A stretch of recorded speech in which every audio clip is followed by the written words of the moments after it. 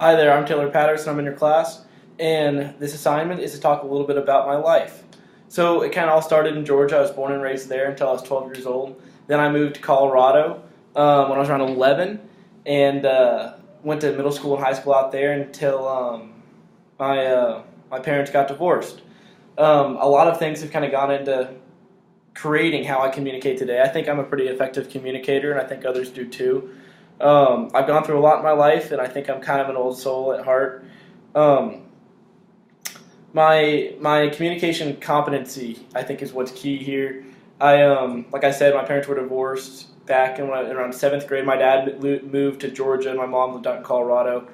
It's kind of a long story, but I was kind of caught in the middle of it, and I had to communicate to my mom things my dad was saying and things my dad was saying to my mom, and it was kind of tough, but my appropriateness in communication, knowing kind of what to talk and what to say when and how to say it, I think comes a lot from my mom. You know, and from my culture. I grew up in Georgia until I was 12, and I kind of spent the summers there. And you know, I was kind of always taught if you wouldn't say it around your mother, you probably don't want to say it in a professional situation, and things like that. My effectiveness, I think I definitely I'm a business major. And all throughout high school, I was in a club called DECA. There's over 800,000 students in DECA worldwide, and I actually won one of the best in the world at DECA. So I'm a pretty effective communicator. I think that shows my effectiveness and able to get my points across. Another big thing in my communication is ethics. I'm a really ethical person. You know, I was born and raised in Georgia in a Southern Baptist church. Sometimes I think that's a little too far strict-wise. But that kind of shaped who I am today and the culture of the South, which is kind of where I was more Southern Baptist. You know, God, your mama, and your family. You know, and when I moved up to Colorado, I kind of got more into sports. He was like a father to me after my dad left. My lacrosse coach, Coach Rego, he always taught me I've got 2 ears and one mouth, and that listening is key. That you don't just want to hear someone, but you want to understand them. Fully process it, take time to decode it, and then be able to respond effectively.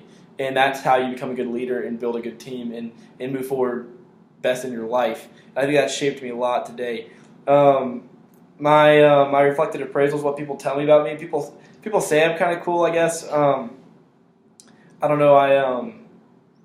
I struggle in my social comparisons. I never think I'm good enough. I think a lot of that stems from early childhood things I'm still working through. I've had to go to some counseling, but I don't see myself as good as I think other people see me. So my social comparisons aren't always as great. People think of me as a preppy, clean-cut, successful man, I feel like, or at least going to be, and I don't always see myself like that. I see myself, I like to look at life as the glass is half full, but a lot of times I feel like I see it in myself as half empty and still trying to be filled. So I'm trying to close that gap. My hobbies, I love to work out. I love to play sports. I love to fly remote control airplanes and helicopters and stuff. That's kind of fun. And my relationships, what my relationships that increase my self-confidence and that increase my that help me with that give me those reflected appraisals are definitely more from my mom and like that lacrosse coach.